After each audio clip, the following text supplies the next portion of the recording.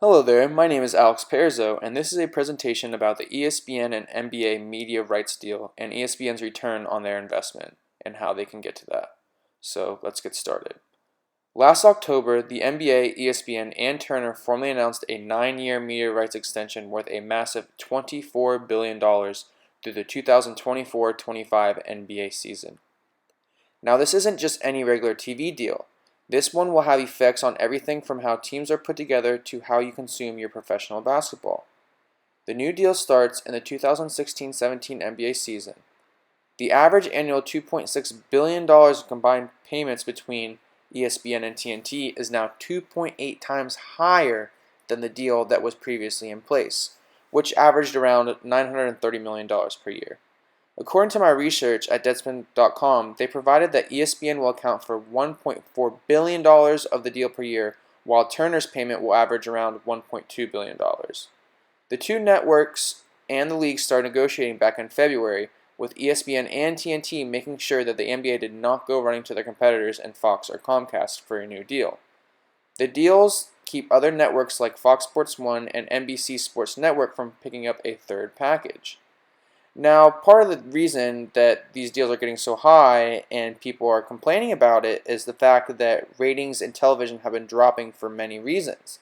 DVRs, streaming, more channels, customers who are cord cutting. But surprisingly, ratings for live sports have remained largely immune to this trend, staying the same or even rising in certain broadcasts.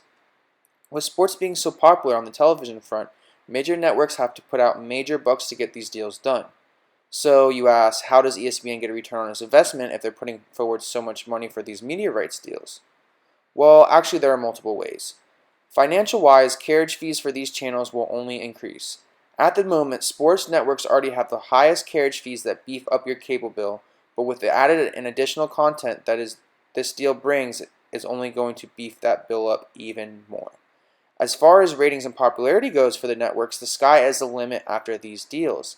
Internationally, ESPN and the NBA are both established very well, and with this new deal, they are only going to grow. Part of the success will even go farther because ESPN has announced with NBA they've established a framework for a new over-the-top offering. With the rise in popularity that online and mobile streaming has received, this will 100% add to ESPN and the NBA's pockets. And lastly, to what I believe is one of the most overlooked returns, is the fact that this hurts other competitors and networks majorly. Hypothetically, ESPN is taking money away from these other networks even though they're putting forward a lot of cash to do so. When it comes to the NBA, the only real places you get quality coverage is ESPN and TNT. For example, when it comes to the NFL, your coverage is spanned across many networks, with almost every sports network trying their hardest to get as much NFL content and coverage as possible. But when it comes to the NBA, if you look at channels like Fox or NBC, their coverage of the NBA is lacking compared to those of ESPN and TNT. And the reason why is because ESPN and TNT want to be the home of the NBA and where us NBA fans continue to go and will remain going, because that's another return, is the fact that they keep their millions and millions of NBA fans with them already. Anyways, that was my presentation on return on investments for ESPN and the NBA. Thank you so much.